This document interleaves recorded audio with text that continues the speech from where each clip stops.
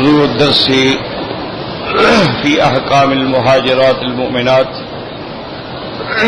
سورة الممتحنة تفسير ابن كثير. الحمد لله رب العالمين والصلاة والسلام على أشرف الأنبياء وسيد المرسلين سيدنا محمد وعلى آله وأصحابه أجمعين. اللهم صل على سيدنا محمد وعلى آل سيدنا محمد كما صليت على إبراهيم وعلى آل إبراهيم في العالمين إنك حميد مجيد. أعوذ بالله من الشيطان الرجيم. بسم الله الرحمن الرحيم. يا أيها الذين آمنوا إذا جاءكم المؤمنات مهاجرات فامتحنوهن الله أعلم بإيمانهن فإن علمتموهن مؤمنات فلا ترجعوهن إلى الكفار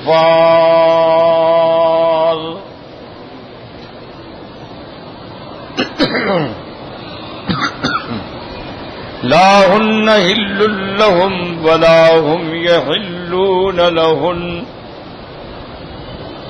وآتوهم ما أنفقوا ولا جناح عليكم أن تنكحوهن إذا آتيتموهن أجورهن ولا تمسكوا بإثم الكوافر واسألوا ما أنفقتم وليسألوا ما أنفقوا ذلكم حكم الله يحكم بينكم والله عليم حكيم. وإن فاتكم شيء من أزواجكم إلى الكفار فعاقبتم فآتوا الذين ذهبت أزواجهم مثل ما أنفقوا واتقوا الله الذي أنتم به مؤمنون. اللہ تبارک و تعالی نے سورۃ الممتحنہ کے اول میں حکم دیا کہ کافروں کو اپنا دوست مت بناؤ، کیونکہ کافر اللہ کا بھی دشمن ہے اور تمہارا بھی دشمن ہے. اور پھر ان کافروں نے صرف کفر نہیں بلکہ تم کو تمہارے گھروں سے نکالا، مکہ سے نکالا، ہجرت پہ مجبور کیا. حالانکہ تمہارا جرم کیا تھا کہ تم اللہ کا نام لیتے. تو اس لیے اللہ نے حکم دیا کہ ان کے ساتھ کبھی بھی دلی دوستی نہ رکھیں. اگر تم خفیہ طور پہ ان سے گٹھ جوڑ رکھو گے تو اللہ جانتے ہیں تو سرون الیہم بالمودۃ وانا اعلم بما اخفیتم، جو کچھ بھی چھپاؤ میں جانتا ہوں. اور جو ایسا کرے گا وہ صراط مستقیم سے بھٹک گیا اور دور جا پڑا. ان کافروں کا اگر تم پر کبھی زور چلا تو تمہیں ہاتھوں سے بھی باتوں سے بھی ہر لحاظ سے یہ نقصان پہنچائیں گے. اور یہ تو یہ چاہیں گے وودوا لو تکفرون کہ تم بھی کافر ہو جاؤ، ان کے دین پہ آ جاؤ. اور آگے اللہ نے فرمایا کہ لن تنفعکم ارحامکم ولا اولادکم، تمہیں تمہاری رشتہ داری، تمہاری اولادیں کوئی نفع نہیں پہنچا سکتی. قیامت والے دن اللہ فیصلہ کر دیں گے، حق حق ہو جائے گا، باطل باطل ہو جائے گا اور کوئی نفع نہیں پہنچا سکتا. ہر آدمی اپنے اعمال کا جواب دہ ہوگا. تو تم اولاد کی محبت میں آ کر اللہ رسول سے دشمنی نہ لو. مقصد یہ تھا. پھر اللہ تبارک و تعالیٰ نے فرمایا کہ تمہارے لیے تو سیدنا ابراہیم اور اس پر ایمان لانے والوں کے طریقے میں کتنا بڑا بہتر طریقہ ہے کہ ابراہیم علیہ السلام نے اپنی قوم سے، اپنے والدین سے محض اللہ کی توحید کے لیے رشتہ توڑ دیا، اور ان کے درمیان میں ہمیشہ کے لیے عداوت و بغض جو تھا وہ واضح ہو گیا۔ پھر حضرت ابراہیم علیہ السلام نے اگر دعا مانگی ہے اپنے والد کے لیے تو اس کے ایمان کے لیے متوقع ایمان تھا، جب یقین ہو گیا تو آپ نے دعا مانگنا بھی چھوڑ دی۔ اللہ تبارک و تعالیٰ فرماتے ہیں لقد کان لکم فیہم اسوۃ حسنۃ، ان کی اقتداء میں بہت بہتر راستہ ہے، لیکن کن لوگوں کے لیے؟ لمن کان یرجو اللہ والیوم الآخر، جو اللہ اور آخرت پر یقین رکھتے ہیں۔ ومن یتولی، اگر اللہ کے راستے سے تم ہٹ جاؤ تو اللہ کا نہیں ہے، اس کو تو کسی کی کوئی ضرورت نہیں۔ اس کے بعد پھر اللہ نے احکام بیان فرمائے تھے کہ اللہ قادر ہے، ہو سکتا ہے جو تمہارے دشمن ہے کل تمہارے دوست بھی بنا دے، اللہ ہر چیز پہ قادر ہے۔ اور اللہ تبارک و تعالیٰ نے تمہیں منع نہیں کیا، جو کافر تمہارے ساتھ محارب نہیں ہے، تمہارے ساتھ اس نے قتال نہیں کیا، تمہیں تمہارے گھروں سے نہیں نکالا، تمہارے دین کے خلاف کوئی محاذ نہیں بنا، ان سے تم اگر مہربانی کرو، انصاف کرو، عدل کرو تو وہ کوئی حرج نہیں، وہ جائز۔ اللہ نے تو ہمیں ان سے منع کیا ہے دوستی سے جو لوگ مقاتل ہیں، محارب ہیں، اور جنہوں نے ہمیں اپنے وطن سے نکالا ہے، ان سے اگر دوستی کرو گے اور تعلق رکھو گے پھر تمہارا شمار بھی انہی میں ہوگا۔ فَأُولَئِكَ هُمُ الظَّالِمُونَ۔ یہ آیات تقریباً ہم پڑھ چکے ہیں۔ آج کے سبق میں جو آیات ہم نے پڑھی ہیں ان میں ایک اور مسئلہ ہے۔ اللہ پاک فرماتے ہیں کہ یا ایھا الذین آمنوا، اور ایک مسئلہ یہی بھی سمجھ لو کہ جتنے پیغمبر گزرے ہیں، جتنے رسول گزرے ہیں علیہم الصلوات والتسلیم، اللہ کے کروڑوں صلاۃ والسلام، ہمارا ان پہ ایمان ہے، لیکن ان کے زمانے میں اللہ تبارک و تعالی جب خطاب فرماتے تھے تو نبی سے خطاب ہوتا تھا، اس کی امت سے نہیں ہوتا۔ ایک بات یاد رکھیں کہ جب بھی خطاب آتا تھا تو وہ براہ راست اللہ کے پیغمبر سے، یا ابراہیم قد صدقت الرؤیا انا کذالک نجزی المحسنین، یا زکریا انا نبشرک بغلام اسمہ یحییٰ، یا عیسی ابن مریم اانت قلت للناس اتخذونی وامی الہین من دون اللہ۔ تو تمام احکام جو تھے وہ اللہ کا خطاب صرف پیغمبر کو ہوتا تھا، پھر اللہ کے نبی آگے اپنی امتوں کو بتلاتے۔ یہ شان حضرت محمد مصطفیٰ ہے صلی اللہ علیہ وسلم کے، جن کی شان اور عظمت کے سہارے سے اللہ نے حضور کی امت کو بھی یہ مقام دیا ہے کہ اللہ براہ راست ایمان لانے والوں کو مخاطب فرماتے ہیں۔ یہ کوئی معمولی بات نہیں ہوتی کہ دیکھیں نا بادشاہ آپ کو پیغام، ایک ہے کہ بادشاہ آپ سے بھی بات کرے، تو یہ شرف جو ہے صرف حضور کی امت کو ملا ہے۔ اللہ پاک اپنے پیغمبر کو مخاطب فرماتے، پھر آپ کے ماننے والوں کو بھی کہ یا ایھا الذین آمنوا، یا ایھا الذین آمنوا، یا ایھا الذین آمنوا، یعنی حضور کی امت اب اتنا مقام پہ آ گئی ہے کہ اللہ خطاب فرما رہے ہیں۔ تو یہاں بھی اللہ نے مومنین کو خطاب فرمایا ہے۔ اور کبھی یہ بات بھی یاد رکھو، قرآن پاک کو سمجھنے کی کوشش کریں کہ کبھی کبھی خطاب براہ راست اللہ کے نبی کو ہوتا ہے لیکن مراد امت ہوتی ہے. جیسے اللہ فرماتے ہیں کہ یا ایھا النبی اذا طلقتم النساء، اے میرے پیغمبر جب تم اپنی عورتوں کو طلاق دو، تو اب تو جمع کا صیغہ ہے، آگے خطاب امت کو ہے. پہلی آیت میں براہ راست خطاب حضور کو ہے لیکن مراد امت ہے. اسی طرح کبھی کبھی خطاب حضور کو ہوتا ہے لیکن تنبیہ امت کو ہوتی ہے.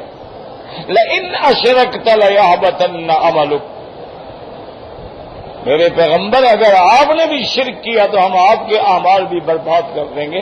اللہ کا نبی تو شرک سے پاک ہے، اللہ کے نبی تو معصوم ہیں، وہ تو شرک مٹانے کے لیے آئے ہیں. لیکن اللہ تبارک و تعالیٰ پیغمبر کو خطاب کر کے امت کو تنبیہ فرما رہے ہیں کہ شرک ایسی بلا ہے کہ خدا نہ کرے میرا نبی بھی کرے تو میں عمل تباہ کر دوں گا. تو اور کسی کی پھر کیا حیثیت ہوگی. اور کبھی کبھی خطاب جیسے فرمایا وَلَا تُطِعِ الْكَافِرِينَ وَالْمُنَافِقِينَ وَدَعْ أَذَاهُمْ، میرے محبوب آپ کافروں اور منافقوں کی ہرگز پیروی نہ کریں. حضور تو کبھی پیروی نہیں کرتے. اللہ کا پیغمبر تو اللہ کا پیغمبر ہے، وہ تو معصوم ہے. لیکن معنی یہ ہوتا ہے کہ خطاب پیغمبر کو کیا گیا لیکن مراد امت ہو. تو بات کو سمجھا کریں. اللہ کے نبی تو پاک ہیں کہ کافروں کی اطاعت کریں.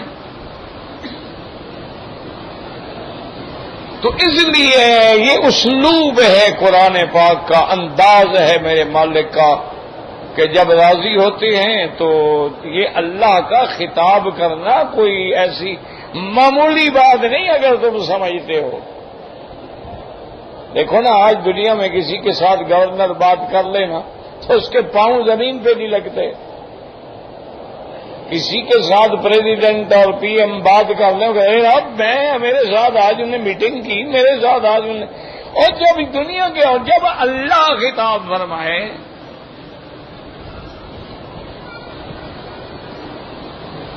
اسی لیے ایک دن میرے آقا رحمت دو عالم محبوب دو عالم صلی اللہ علیہ وسلم تشریف فرما ہے اور آپ کے ساتھ سیدنا ابی بکر رضی اللہ تعالیٰ عنہ بھی بیٹھے ہیں.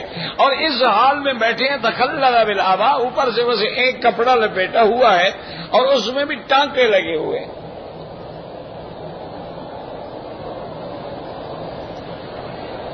حضرت جبریل علیہ السلام آئے، انہوں نے آ کے سرکار دو عالم پہ سلام عرض کیا اور ساتھ عرض کیا کہ ان ربک یقرئک السلام، اللہ تبارک و تعالیٰ نے آپ پہ سلام بھیجا ہے اور ساتھ یہ بھی فرمایا ہے اللہ نے کہ میری طرف سے ابو بکر پہ بھی سلام کہیں. ایک وہ معمولی بات تو نہیں ہے نا. میری طرف سے ابو بکر میں بھی سلام کہیں.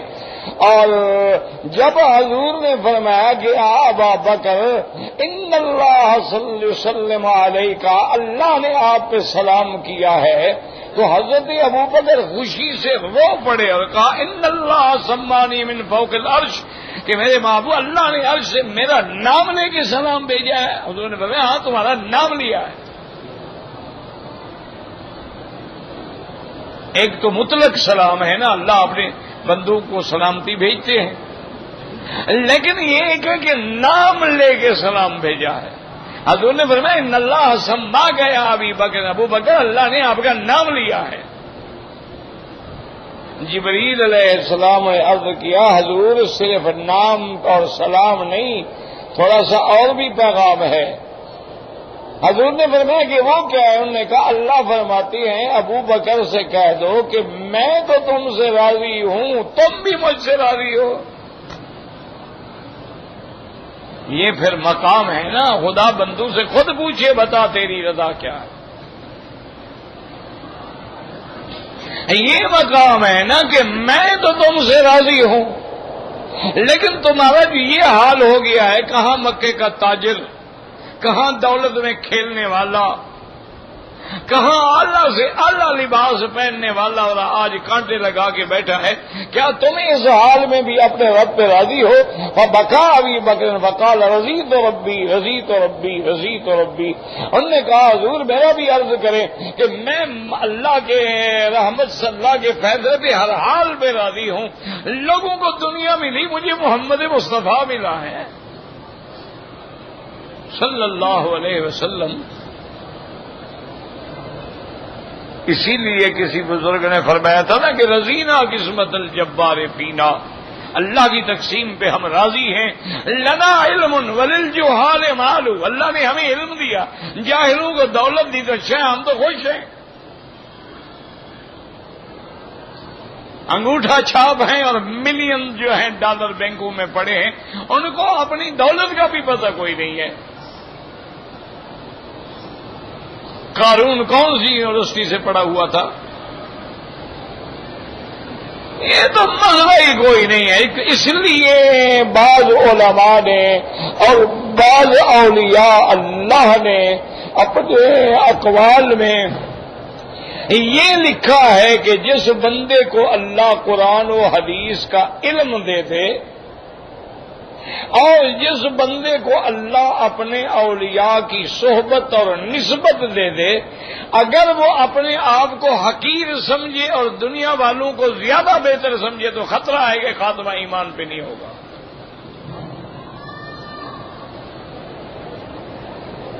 کہ اللہ نے تیرے سینے میں قرآن رکھا ہے، کلام رکھا ہے، تو اس سے بھی کوئی بڑا ہو سکتا ہے؟ ان اللہ یرفع بہذا الکتاب اقواما ویضع بہا آخرین. قرآن ہی سے تو اللہ نے لوگوں کو اونچا کیا ہے. تو اس لیے حکم ہے کہ اگر اللہ علم دے دے یا کسی کو کسی بزرگ سے نسبت ہو جائے تو یہ نسبت بڑی عظیم چیز ہے، یاد رکھو.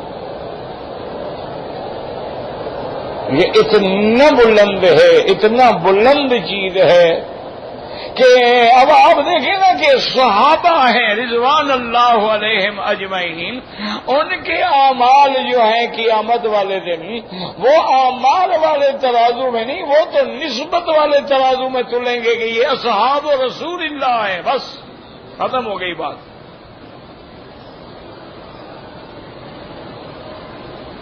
اور بعض علماء نے ایک بڑی لطیف بات کی ہے، خدا کرے سمجھ آ جائے اور میں سمجھا سکوں، اللہ مجھے توفیق دے، کہ بڑی بڑی باریک بات کی. انہوں نے کہا علم سے بھی نسبت جو ہے وہ آگے ہے.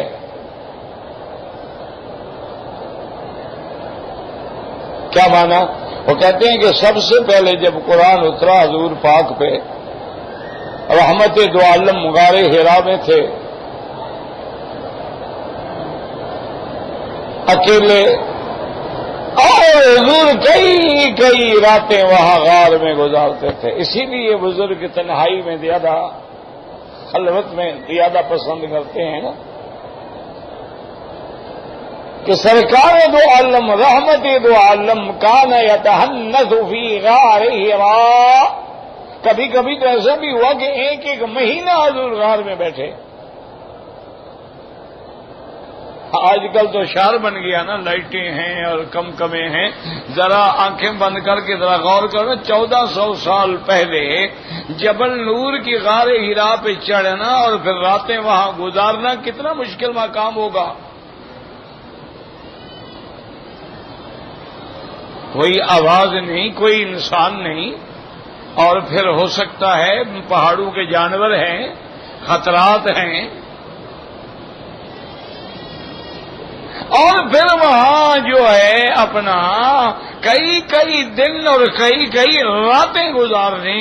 لیکن اس کا بھی حضور نے فرمایا کہ نبوت سے ملنے سے پہلے حبب الی الخلا، اللہ نے مجھے تنہائی جو ہے محبوب بنا دی. حبب یعنی کہ میں نے محبوب رکھا نہیں، محبوب بنا دی گئی. چلو بہرحال بات بہت بڑی لمبی ہے. تو سب سے پہلے جب قرآن اترا ہے تو 5 آیتیں اتری ہیں. اقرأ باسم ربک الذی خلق، یہ 5 ہیں. پہلا والا حکم جو آیا وہ کیا تھا؟ اقرأ، پڑھو. افسوس دیکھو کہ پہلا جو سبق ملا امت محمد مصطفیٰ کو وہ پڑھنا تھا، آج امت مصطفیٰ نہیں پڑھتی. پہلا سبق ہی بھول گئے. 57 اسلامی ملک ہیں جن سب میں ملا جلا کے کوئی 600 یونیورسٹیاں بنتی ہیں، اور ان میں بھی کوئی 10 یونیورسٹیاں ہیں جو انٹرنیشنل سٹینڈرڈ کے مطابق ہیں. ایک اکیلے جاپان میں 1000 یونیورسٹی ہے.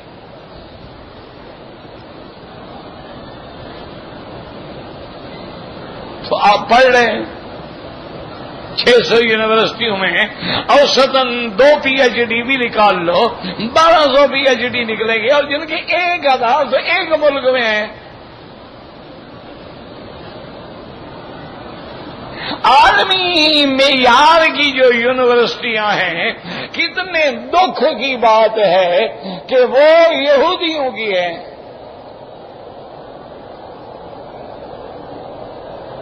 دیکھو نا، تمہاری یونیورسٹیاں ہیں، تمہارے مدارس ہیں، کسی ایک یونیورسٹی نے پینسلین ایجاد کیا ہے؟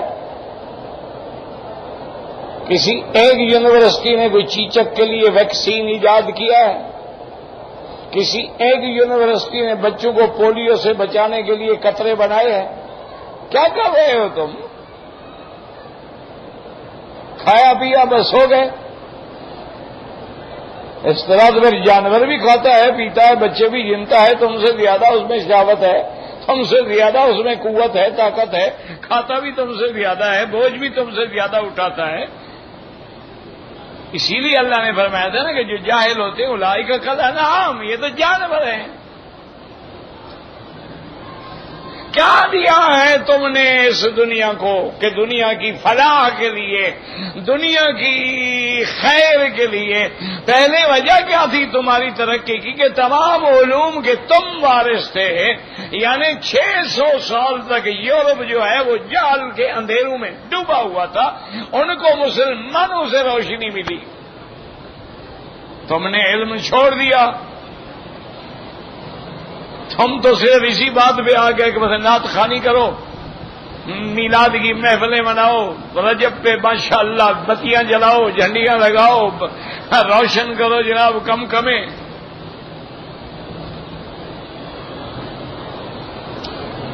ہماری محبت کا انعام یہی رہ گیا ایمان سے کہیں کہ ایک دن مجھے کوئی مائی کا لال پیلی پگڑی یا ساوی پگڑی یا کالی پگڑی والا ثابت کر دے کہ ایک دن صحابہ نے رجبی منائی ہو.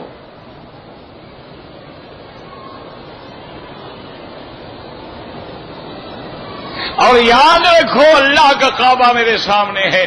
اصل معراج منانے والا وہ مومن ہے جو 5 وقت کا نمازی ہے، وہ ہر نماز میں معراج کو یاد کر رہا ہے کہ معراج والی رات کیا ملا تھا؟ التحیات للہ والصلوات والطیبات والسلام علیک ایھا النبی ورحمۃ اللہ وبرکاتہ. تو جو نماز پڑھے گا وہ معراج والے کلمات دہرائے گا کہ نہیں دہرائے گا؟ اصل معراج ماننے والا تو وہ ہے. اسلام تو اس عمل کو باقی رکھنا چاہتا ہے، جھنڈیاں لگانا تو نہیں چاہتا. ہم نے کیا دیا ہے مسلمانوں؟ خدا کے لیے یہی دیا ہے. جلوس نکالو، 10 دن ماتم کرو، کالے کپڑے پہنو، سینوں پہ ہاتھ مارو، اور محبت کا اظہار کر کے لوہے اور چھریاں اور کانٹے مارو، اپنے آپ کو زخمی کرو تاکہ یہاں بھی عذاب اور آگے بھی عذاب. یہی دین ہے. اگر یہی دین ہے نا تو مکے والوں کا دماغ خراب ہو گیا تھا کہ حضور کے مخالف ہو گئے تھے. وہ تو کہتے تھے یا رسول اللہ مہربانی فرمائیں، بس آپ توحید کی ہمیں دعوت نہ دیں، آپ اپنا کام کریں، ہم اپنا کام کرتے ہیں. تو جس امت کو سب سے پہلا سبق ملا تھا اقرا، پڑھ، ہوئی نہیں پڑھتی.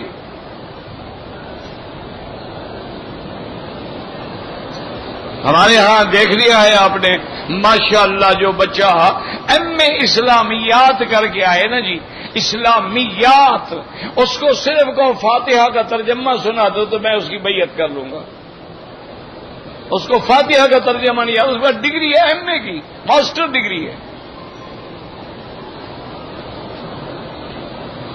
اور بعض جو تمہارے بڑے بڑے پروفیسر اور بڑے بڑے ڈاکٹر ہیں ماشاءاللہ، تو ان کے بھی علم کا یہ عالم ہوتا ہے کہ وہ نجم و شجر و یسجدان، ان نے ترجمہ کیا ستارے اور درخت جو ہیں وہ اللہ کو سجدہ کرتے ہیں ماشاءاللہ.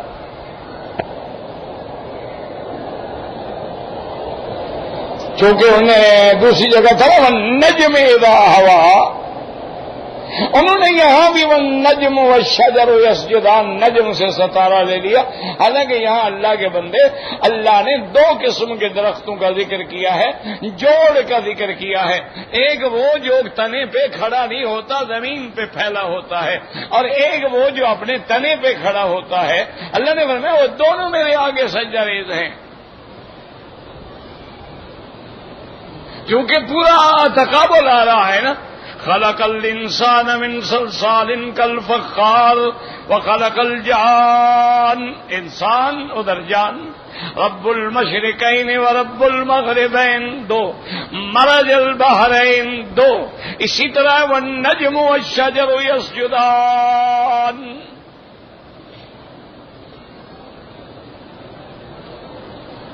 یہ ڈاکٹروں کا کام نہیں ہوتا. ڈاکٹروں سے کہو اپنے کام کریں، ٹیکے شیکے لگایا کریں، قرآن کو ٹیکے نہ لگائیں. خدا کے لیے قرآن کی تفاسیر میں دخل دے کے اپنے آپ کو بھی کافر نہ بنائے اور امتوں کو بھی گمراہ نہ کریں.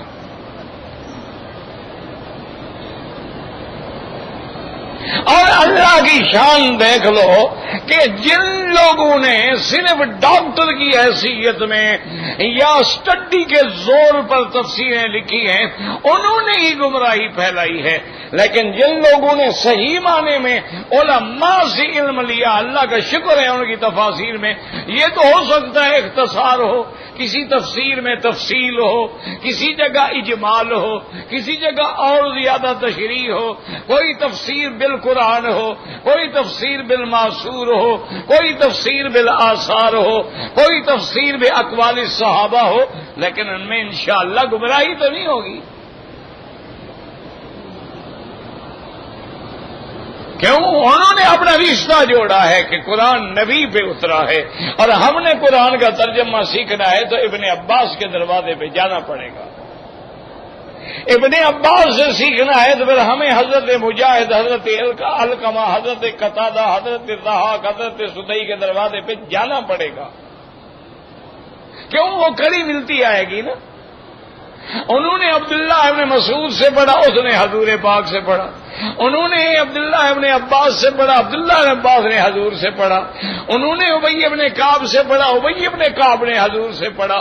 انہوں نے حضرت زید سے پڑھا، حضرت زید نے حضور پاک سے پڑھا.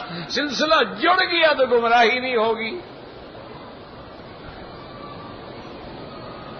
اور جہاں ہم اپنا عقل لڑائیں گے ماشاءاللہ تو وہاں پھر وہی فیصلے ہوں گے کہ جی یہ لوگ بڑے عجیب ہیں، مسلمان بالکل پاگل ہو گئے ہیں.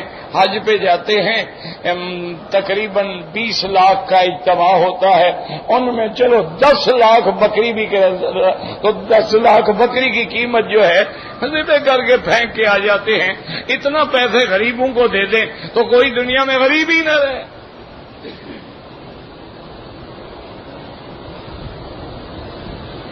اچھا، لوگوں کے دماغ میں بھی ابھی یار بات تو ٹھیک کرتے ہیں، اتنا پیسہ دیکھو نا، بکرا ہم نے ذبح کیا پھینک دیا، پتہ نہیں کسی نے کھایا نہیں کھایا، اٹھایا نہیں اٹھایا.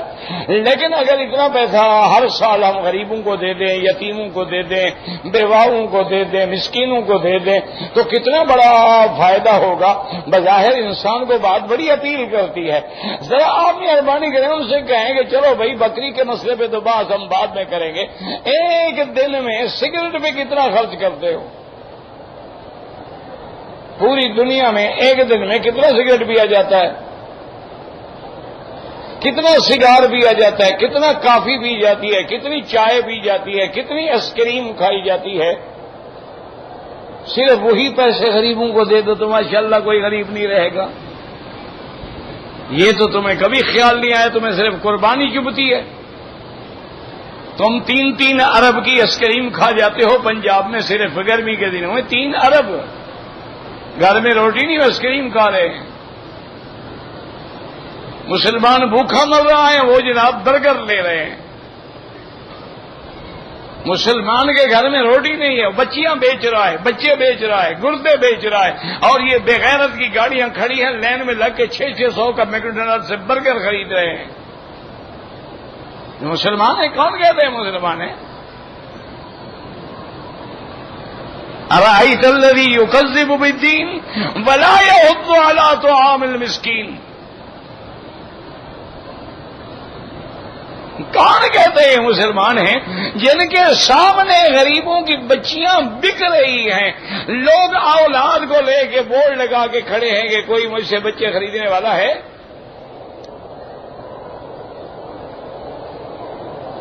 چھوڑو یار حکومتیں کیا فلاں کیا. ہر محلے کا اگر امیر آدمی صرف اپنے محلے کے غریب کو روٹی دے دیا کرے تو کوئی بچی تو نہیں بیچے گا.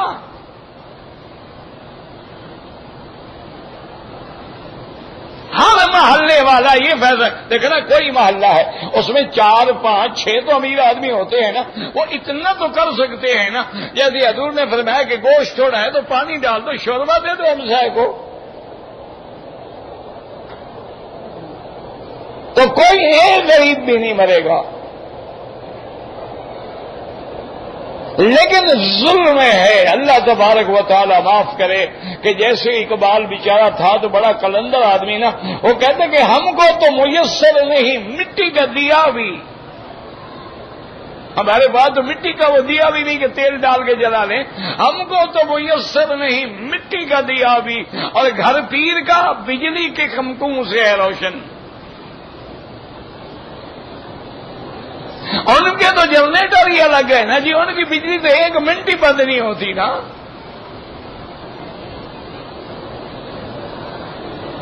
انا للہ و انا الیہ راجعون. اور ان کو سب کو چھوڑ دو، وہ جانے ان کا کام جانے. اگر ہمارے دین پڑھنے والے طلباء اللہ کے لیے کوئی تو سوچو کہ تم نے دورہ حدیث تک تو اس کو پڑھا دیا ہے، لیکن کیا اس کو اپنے علاقے کے کسی مسئلے کو ہینڈل کرنے کا طریقہ بھی آتا ہے؟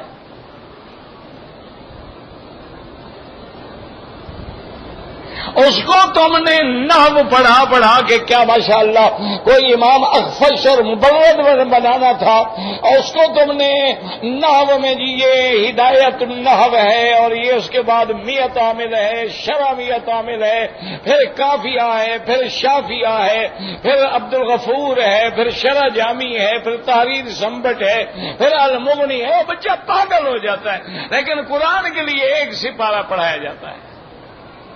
کیا خدا کو قیامت میں جواب دو گے؟ 1 سپارہ جلالین کا یا بیضاوی کا، اور وہ بھی سارا سال میں پورا نہیں ہوتا. منطق پڑھا رہے ہو، معقول پڑھا رہے ہو، لوگوں کے ایسے ایسے کتابیں پڑھا رہے ہو جن کا اس دور سے بھی کوئی تعلق نہیں ہے، لیکن جس دین کے نام پہ ہم روٹیاں کھاتے ہیں قرآن کا صرف 1 سپارہ پڑھایا جاتا ہے.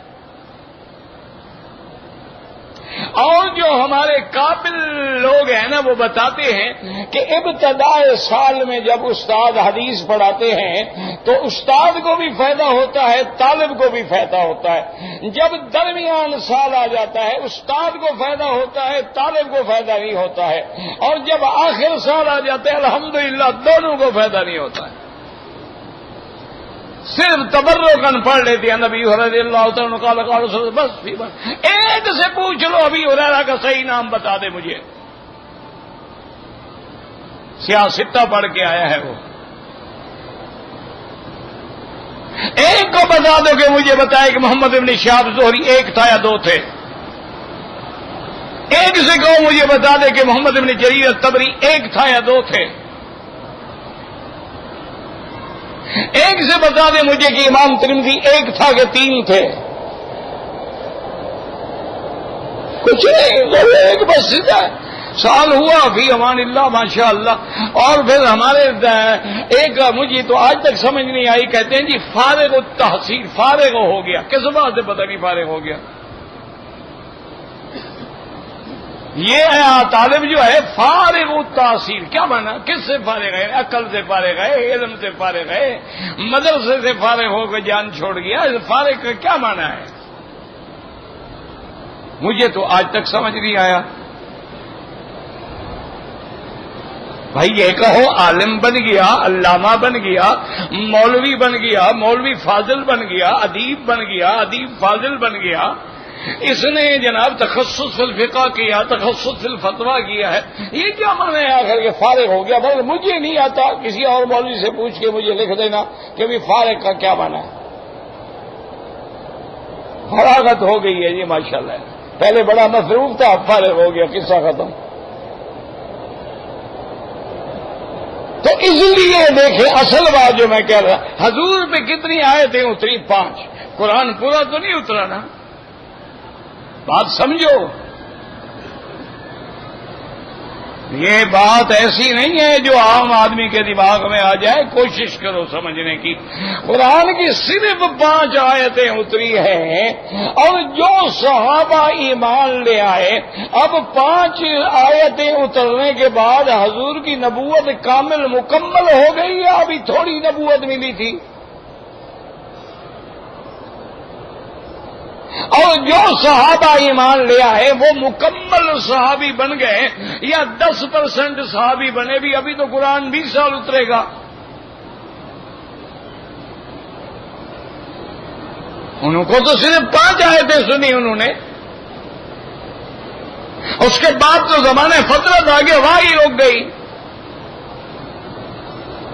تو اب جب 5 آیتیں اترنے کے بعد جنہوں نے حضور کے ہاتھ پہ ہاتھ رکھا وہ مکمل صحابی بن گئے، وہ مکمل صدیق بن گئے، یا کوئی کمی رہ گئی؟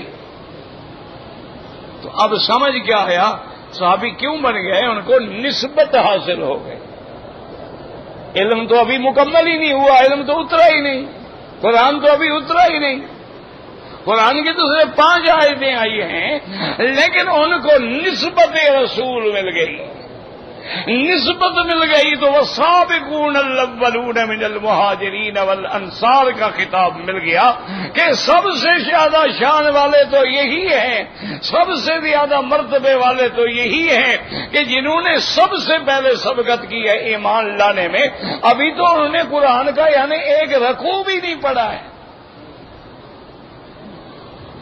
تو بات ہو گئی نسبت کی کہ جب نسبت بن جاتی ہے تو کام بن جاتا ہے۔ اللہ تبارک و تعالی پھر اسی نسبت سے رحمت فرما دیتے ہیں۔ آج ساری دنیا کے ولی اکٹھے کریں، صحابی کا مقابلہ کر سکتا ہے؟ اسی لیے کسی نے پوچھا تھا حضرت عبداللہ ابن مبارک امیر المومنین فی الحدیث سے کہ جی عمر ابن عبدالعزیز کا شان زیادہ ہے یا حضرت معاویہ کا؟ آپ نے فرمایا وہی کا کیا کہہ رہے ہو؟ حضرت معاویہ نے جس گھوڑے پہ سوار ہو کے آقا کی خدمت میں رہ کے جہاد کیا ہے، اور اس کے گھوڑے کے پاؤں سے جو مٹی اڑی ہے اور گھوڑے کی ناک میں جا کے میل بن گئی ہے، عمر ابن عبدالعزیز تو اس میل کے برابر بھی نہیں ہے۔ کیا کہہ رہے ہو؟ انہ صاحب رسول اللہ، اس کو حضور کی صحبت حاصل تھی، اس کو حضور کی نسبت حاصل تھی، اس کے سینے پہ اللہ کے نبی نے ہاتھ رکھا تھا، اس کے لیے محمد مصطفیٰ نے دعا کی تھی، وہ کاتب الوحی تھا، اس کے لیے حضور نے فرمایا تھا اللہم اجعلہ ہادیا مہدیا واہد بہ۔ عمر ابن عبدالعزیز بیچارہ تو تابعی ہے۔ تو یہ مقام ہوتا ہے نسبت کا۔ اسی لیے اب مسئلہ جو ہم پڑھیں گے وہ یہ ہے کہ میرے مدنی ایمان والوں سے کہہ دو کہ اگر کچھ عورتیں مہاجر بن کر ایمان لا کے مدینے میں آ جائیں اور کہیں کہ ہم مسلمان ہیں، ہم ہجرت کر کے آئی ہیں، تو ان کا امتحان کر لو، ہم تو جانتے ہیں، لیکن ظاہر میں صحابہ کو معلوم ہو جائے اگر پھر وہ پکے ایمان والی ہیں تو ان کو کافروں کو واپس نہ کرو کیونکہ اب یہ کافر خامد پہ حلال نہیں رہے گی اور نہ کافر مسلمان عورت کے لیے حلال ہوگا. اب یہ احکام آئے مومناتن مہاجراتن کے احکام آ رہے ہیں تو انشاءاللہ زندگی باقی تو بات باقی.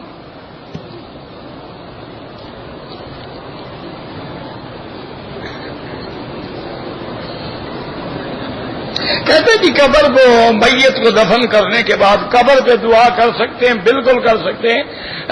کر نہیں سکتے بلکہ سنت ہے کہ قبر پہ دعا کرو. حضور پاک نے حکم دیا ہے کہ فَاسْأَلُوا لَهُ التَّثْبِيتَ الْآنَ يُسْأَلُ. اپنے بھائی کے لیے دعا مانگو، اللہ اس کو سوال و جواب میں ثابت قدم رکھے. آپ نے فرمایا ابھی اس سے سوال جواب ہوگا. وہاں تو دعا مانگنے کا حکم ہے، پر یہ ہماری برادری ہے جہاں حکم ہے وہاں دعا نہیں کرتے، اور جہاں حکم نہیں ہے جنازے کے بعد 3 دفعہ دعا کرتے. اب اس قوم کو کون سمجھائے میرے بھائی؟ بھئی جنازہ جو تم نے پڑھا ہے وہ دعا نہیں ہے. جو جب تم نماز پڑھ رہے تھے اس وقت گالیاں دے رہے تھے میت کو، بعد میں دعا کرو گے. یعنی جو دعا حضور نے سکھائی ہے اس پر تمہیں اعتبار نہیں، مولوی والی دعا پہ اعتبار ہے. اللہم اغفر لحینا و میتنا و شاہدنا. یہ کیا ہے؟ بس ایک رواج ہے، بن گیا ہے. باقی دعا میرا بھائی ہاتھ اٹھا کے بھی جائز ہے، بغیر ہاتھ اٹھائے بھی جائز ہے. ایک حدیث میں آتا ہے کہ جب اللہ کے آگے بندہ ہاتھ اٹھاتا ہے اللہ فرماتے ہیں میری رحمت کو حیا آتی ہے ان یردہما صفرا، کہ میں اپنے بندے کے ہاتھ کو خالی کر دوں. بلکہ وہ ہمارے بزرگ تھے، اللہ عالم فوت ہو گئے، زندہ ہے، وہ کہتے تھے مکی صاحب یہ اللہ نے ہمیں کشکول دیا ہے، یہ تو سرکاری کشکول ہے نا. وہ غریب فقیر جو کشکول اٹھا کے پھرتے ہیں وہ تو عارضی ہوتا ہے، یہ پکا سرکاری کشکول ہے کہ بس کشکول اٹھاؤ مانگو میں بیک ڈالوں.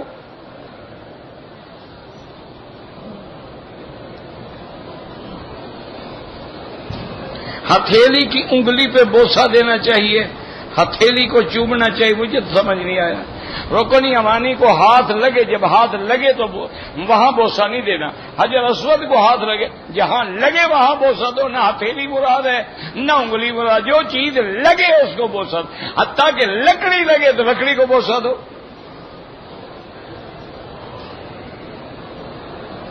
اگر کسی نے عمرے کی صفا کے بجائے مروہ سے صفا دوڑی ہے، صفا نہیں ہوگی. اس نے بال کٹوا دیے ہیں تو دم پڑ گئی، اور بال نہیں کٹوائے احرام باقی ہے تو ابھی پھر دوڑ لے. حضور پاک صلی اللہ علیہ وسلم سے ایک روایت میں 20 کا ثبوت ملتا ہے، لیکن جو صحیح بات ہے وہ یہ ہے کہ یہ حکم حضرت عمر تھا اور اجماع صحابہ تھا، اور حضور کا حکم ہے کہ میری سنت اور خلفاء راشدین کی سنت کو پکڑو. علیکم سنتی و سنت الخلفاء الراشدین. تو حضرت عمر خلیفہ ہے، پھر تمام صحابہ جمع ہوئے، کسی ایک صحابی نے اعتراض نہیں کیا تو اجماع صحابہ ہو گیا. پھر 1433 سال توارثاً عمل متواتر ہو گیا امت محمد مصطفیٰ میں. اب پتہ نہیں کسی کو 20 تراویح میں کیا شبہ ہے.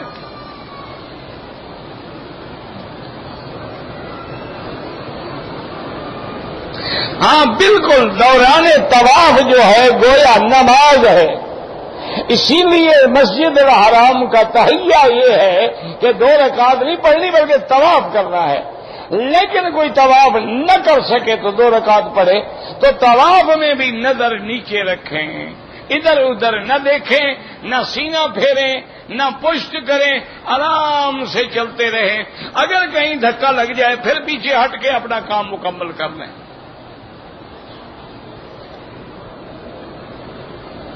قرآن پاک حضرت عثمان نے ایک قرات پہ جمع کر دیا. کام شروع ہوا سیدنا ابو بکر کے زمانے میں اور ختم ہوا سیدنا عثمان کے زمانے میں، کہ پہلے 7 قراتوں پہ تھا. حضرت نے ایک قرات پہ جمع کر کے 7 مصحف بنا کے مختلف ملکوں کو بھیج دیے.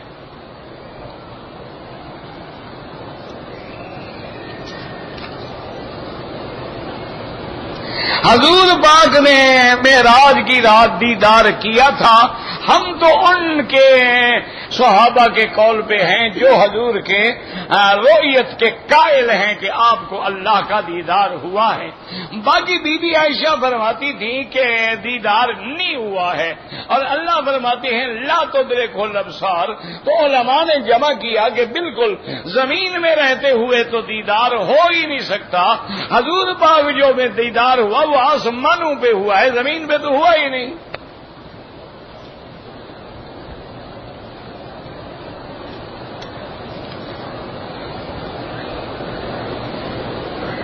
کہتے ہیں جی کہ ہر جمعرات جو ہے ابدال اور کتب جمع ہوتے ہیں. مجھے تو کوئی نہیں ملا، یہ چٹ لکھنے والا ملا ہے. جب مجھے کوئی ملے گا تو بتاؤں گا. مجھے تو ابھی آپ ہی ملے ہیں ماشاءاللہ.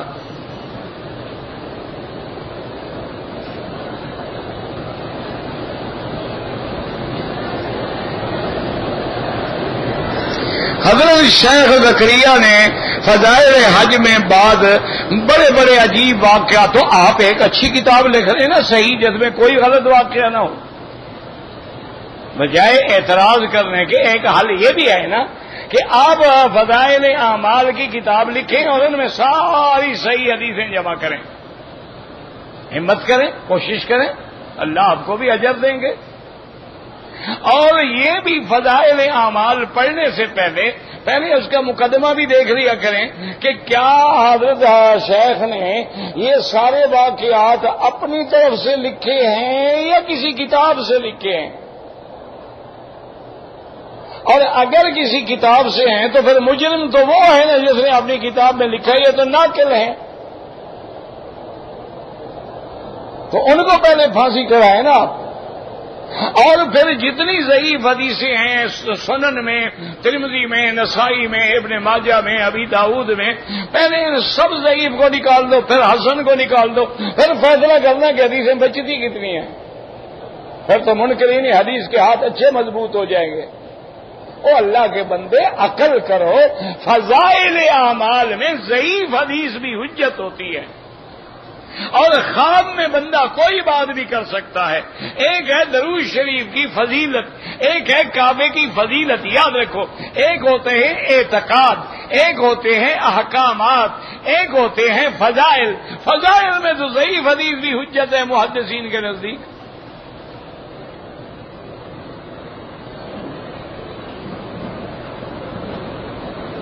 کہتے جی میرا ایک دوست نے مذاق میں کہا کہ عمرے میں آیا، سر منڈانے کا حکم ہے، داڑھی منڈانے کا حکم ہوتا تو اچھا تھا. بہرحال توبہ کرے، استغفار کرے. میں کافر تو نہیں کہتا، اسے مذاقن کہا ہے، لیکن توبہ کرے. 5 دعائیں بتائیں جن سے توبہ قبول ہوتی ہے. اللہ چاہے تو ایک دعا بھی قبول فرما لیں، نہ چاہے ساری زندگی مانگتے رہو نہ قبول فرمائیں. ویسے ہر دعا قبول ہوتی ہے. کچھ ہفتوں کے بعد میرا نتیجہ امتحان کا آنے والا ہے. دعا کریں اللہ مجھے کامیاب کرے. نتیجہ تو جو لکھنا تھا ہو گیا، اب دعا کا کیا فائدہ ہوا بھائی. امتحان آپ دے آئے، پرچہ لکھا گیا، نمبر والوں نے نمبرنگ بھی کر دی. اب مولوی مکی کی دعا کیا کرے گی. ہم نے محنت کی ہے تو انشاءاللہ کامیاب ہو جاؤ گے، ورنہ میری دعا تو یہی رہے گی. اور دعا بعد میں کرا رہے ہو جب فیصلہ ہو گیا ہے. دعا پہلے کرائی جاتی ہے. آپ کے ملتان کے بہت بڑے ڈاکٹر ہیں، مجھے اب دماغ میں نام نہیں آ رہا، ان کے بیگم صاحبہ بھی بہت بڑی ڈاکٹر، یعنی انٹرنیشنل لیول کے ڈاکٹر ہیں. انہوں نے واقعہ سنایا کہ عطا اللہ شاہ بخاری رحمت اللہ علیہ لاہور میں تقریر فرما رہے تھے موچی دروازے میں، اور ہم کالج کے اسٹوڈنٹ تھے، ہمارا پرچہ تھا، تو ہم رات کو باہر لائٹ پہ بیٹھ کے پڑھا کرتے تھے. ہم 4-5 طالب جا رہے تھے، حضرت کی تقریر تھی. ہم نے کہا یار 5 منٹ کے لیے سنیں تو صحیح مولوی کیا کہتے ہیں. وہ کہتے ہیں جو ہم تقریر میں کھڑے ہوئے تو ساری رات گزر گئی اور حضرت نے تقریر ختم کی اور صبح کی اذان ہو گئی. اللہ اکبر اللہ اکبر. اب ہمیں ہوش آیا کہ ہمارا تو میڈیکل کا پرچہ ہے، ہم نے تو رات پڑھا ہی نہیں یار، مولوی نے تو ہم پر جادو کر دیا. ہم نے جلدی جلدی وضو کیا، نماز پڑھی، نماز پڑھ کے پھر ہم نے کہا چلو پکڑتے ہیں حضرت شاہ جی کو. ہم نوجوان لڑکے تھے، میڈیکل اسٹوڈنٹ تھے، ہم آئے شاہ جی کو ٹانگے پہ بیٹھے پکڑ لیا. انہوں نے کہا شاہ جی ہم تو برباد ہو گئے. فرمایا بیٹا کیا بات ہے؟ میں نے کہا حضرت ہمارا پرچہ تھا, ہم آپ کی تقریر سننے کے لیے آئے, تقریر میں کھو گئے, تو ہم نے تو ایک لفظ نہیں دیکھا ہے, آپ پرچہ کیسے دیں گے؟ فرمان لگے اچھا بھائی اس پرچے میں تو اللہ تمہیں فیل نہیں کریں گے, باقی کی تیاری کر لینا. وہ فرماتے ہیں خدا کی شان یہ ہے سب سے زیادہ نمبر ہم نے اسی پرچے میں دیے. وہ کہتے ہیں ہم نے جو کتابیں لی نا ٹانگے میں بیٹھے دیکھتے گئے, جو جگہ دیکھی تھی وہی سوال میں آ گئے. اللہ نے آسان کر دیا. بدعتی امام کے پیچھے نماز بالکل نہیں ہوتی. نماز جنازہ کے بعد دعا بدعت ہے. نماز کے بعد جو دعا کرتے ہیں کبھی کر لیا کرو کبھی نہ کیا کرو, ضد نہ کرو. دعا کرنے میں کسی کا اختلاف نہیں, ہاتھ اٹھانا بھی ثابت ہے, نہ اٹھانا بھی ثابت ہے. نعت پڑھنا جائز ہے, بالکل جائز ہے, لیکن اس کے ساتھ یہ آلات نہ ہوں کہ طبلہ بھی بج رہا ہے اور نعت حضور کی ہو رہی ہے. یہ تو حرام ہے, یہ تو آلات اللہ ہیں, مزامیر ہیں, مزامیر شیطان ہیں. اس کے بغیر نعت پڑھیں.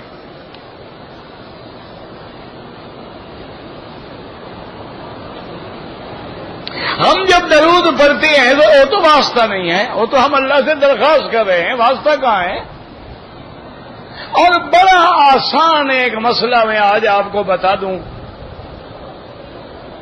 حدیث مبارک ہے یہ حضور پاک کی کہ جو بندہ روزانہ صبح کو نماز کے بعد 10 دفعہ اور رات کو عشاء کی نماز کے بعد 10 دفعہ مجھ پہ درود بھیجے گا میں اس کی شفاعت کروں گا. کتنا آسان مسئلہ ہے, کوئی چکی شکی پیسنے کی ضرورت نہیں, کوئی چلے کاٹنے کی, کوئی ایک ٹانگ پہ کھڑا نہیں ہونا, 10 دفعہ درود شریف پڑھنا. اور درود شریف اپنا بنایا ہوا میڈ ان پاکستان ہندوستان نہ ہو, درود شریف وہ جو نماز میں پڑھتے ہو.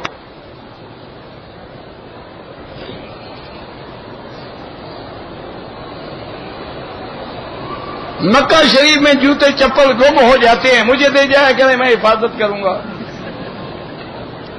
اب اس کا کوئی یہ مسئلہ ہے؟ لپیٹ کے اپنے ساتھ رکھو. اسی لیے محاورہ النعلین تحت العین.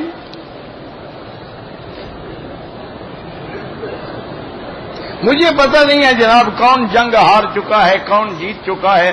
ہم جب مسلمان ہی نہیں رہے تو ہم ہار چکے ہیں. ہم اس دن جیتیں گے جب مسلمان بنیں گے. انتم الاعلون ان کنتم مؤمنین. غیر مسلم کو زمزم دے سکتے ہیں تو ابو جہل مسلمان تھا, وہ زمزم نہیں پیتا تھا, کیوں نہیں دے سکتے ہو؟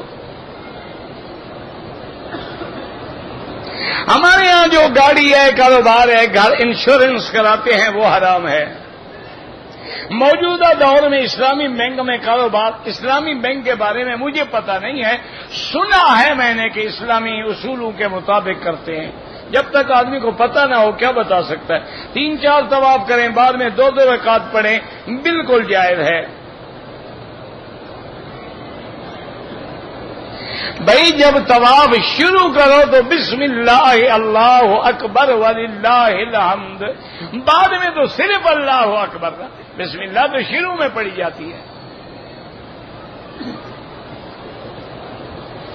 پاکستان میں میت کا سر آگے رکھتے ہیں, کوئی بات نہیں. ہوٹل میں بھی نماز پڑھے تو 1 لاکھ کا ثواب ہوگا, لیکن جواز چھوڑنے کا جو گناہ ہے وہ کدھر جائے گا؟ مجبوراً پڑھی ہے تو پھر 1 لاکھ کا ثواب ملے گا. پورے مکے میں جہاں بھی پڑھو گے ملے گا.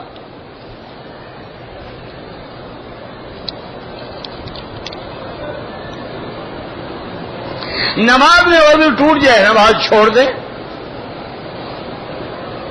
کہتا جی کہ بڑے بڑے بریلوی مولوی بھی آپ سے ملتے رہتے ہیں, مجھے آپ بھی ملتے رہتے ہیں, مجھے کیا پتا آپ بریلوی ہیں کون ہیں. پہلے میں ان کا پوسٹ مارٹم کرتا ہوں, پوچھتا ہوں کہ تو آپ کون ہیں جناب. حاجی عرفان بھی اللہ شفا عطا فرمائے, جو بھی بیمار ہیں اللہ شفا عطا فرما. میں نے عمرے میں طواف صفا کر لیا, احرام کی چادر نکال دیا, بعد میں حل کرا دیا کوئی بات نہیں. نمازی کے آگے یہاں بھی گزرنا منع ہے. کئی لوگ کھڑے ہو کے پیشاب کرتے ہیں، اگر چھینٹے نہ آئیں تو کوئی حرج نہیں. کئی لوگ بغیر کپڑے کے نہاتے ہیں، اگر حمام کے اندر ہے تو کوئی حرج نہیں. بہرحال لوگوں کے لیے طواف نہیں، طواف اپنے لیے کریں، ان کے لیے دعا کریں. اگر کوئی آدمی کھانا کھا رہا ہے یا قرآن پڑھ رہا ہے تو اس کو سلام نہیں کرنا چاہیے. اگر کوئی کر دے تو پھر وہ جواب دے گا بیچارہ.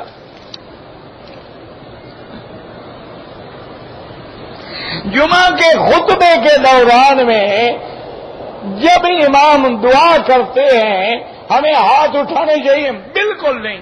نہ ہاتھ اٹھائیں نہ آمین کہیں، دل میں وہاں چپ رہنا ہے.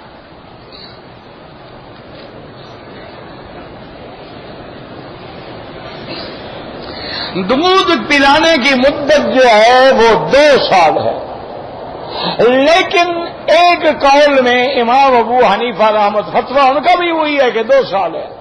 بات سمجھا کریں. لیکن وہ کہتی ہیں کہ مسئلہ رضا کی حرمت کے پیش نظر 2.5 سال تک بھی اگر کسی بچے نے دودھ پیا ہے تو اس کا بھی خیال رکھیں، چونکہ حلال و حرام کا مسئلہ ہے. اور قرآن کہتے ہیں حملہ و فصالہ 30 شہرا، تو فصالہ الگ ہے، تو وہ 30 شہر 30 مہینے کتنے بنیں گے؟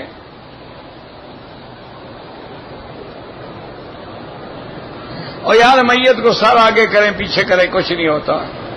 قبر پہ دعا کریں جائز ہے. سرکار دو عالم کی وفات والی ایک نماز ابو بکر رضی اللہ، وہ بھی 1 رکعت بھی پوری نہیں ہوئی کہ حضور آ گئے. قرآن پاک کی ترتیب اللہ کے حکم سے ہے.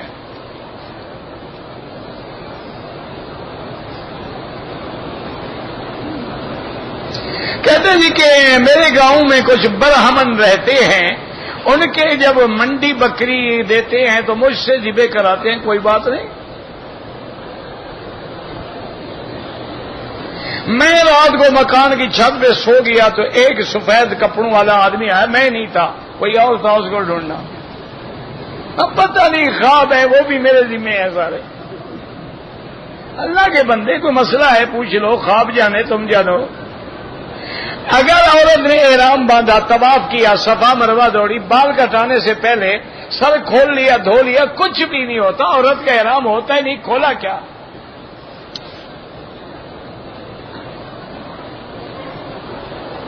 اگر ایک آدمی نے احرام کی حالت میں اوپر والی چادر ایک ساتھی کو دے دی اور وضو کیا، کوئی حرج نہیں. عمرہ آپ کا چادر میں بندھا ہوا تھا، جب چادر گئی تو عمرہ بھی باندھ دیا. عجیب بات ہے.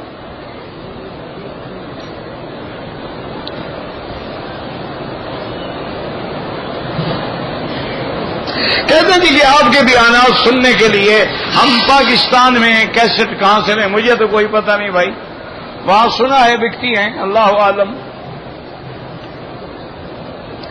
جو لوگ بھی مکے میں رہتے ہیں اگر عمرہ کرنا ہے تو لازم مسجد عائشہ جائیں گے یا جیرانہ جائیں گے، یعنی حد حرم سے باہر جائیں گے. اپنے گھر سے کوئی عمرہ نہیں ہوتا. کوئی بھی طواف ہو 7 چکر ہوتے ہیں.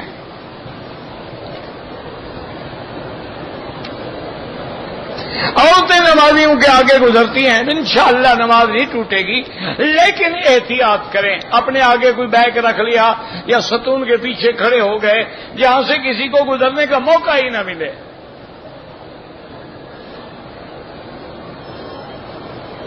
ان ہوٹلوں میں جو کھانا ہے جو باہر سے آتا ہے وہ نہ کھایا کریں. اگر داڑھی منڈواتا ہے اس کے پیچھے تراویح نہ پڑھیں.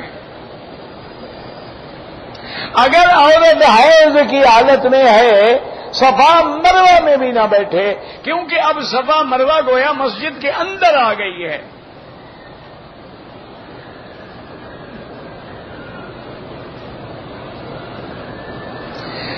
طواف عصر کی نماز کے بعد کیا، 2 رکعت مغرب کے بعد پڑھ لے، کوئی مسئلہ نہیں. اگر حالت احرام میں داڑھی کو ہاتھ لگایا، بال ٹوٹ گئے، کچھ بھی نہیں ہوتا.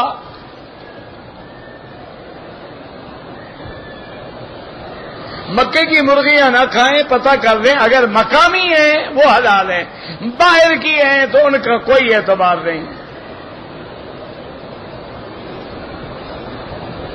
جدہ میں بڑے بڑے علماء موجود ہیں، کسی سے رجوع کر لیا کریں۔ دعا علی نبی کے وسیلے نے سیدھی اللہ ربنا آتنا، یہ دعا سکھائی حضور نے ہمیں۔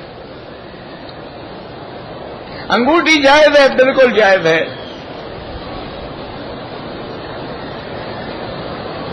اگر ایک آدمی نے صفا مروہ کر لیا، بال کاٹنے والا نہیں ملا، گھر آ کے کپڑے پہن لیے، صبح کو جا کے بال کٹائے، ایک دم پڑ گئی۔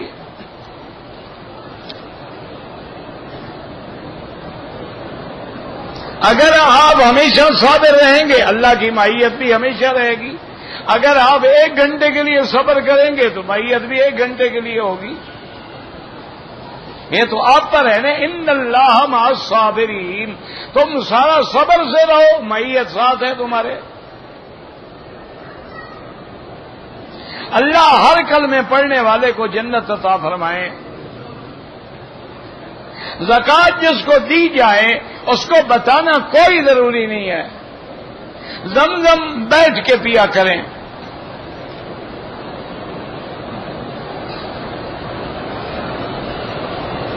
اللہ تبارک و تعالیٰ کینسر ہے، کوئی بیماری ہے، وہ شفا دینے پہ قادر ہیں۔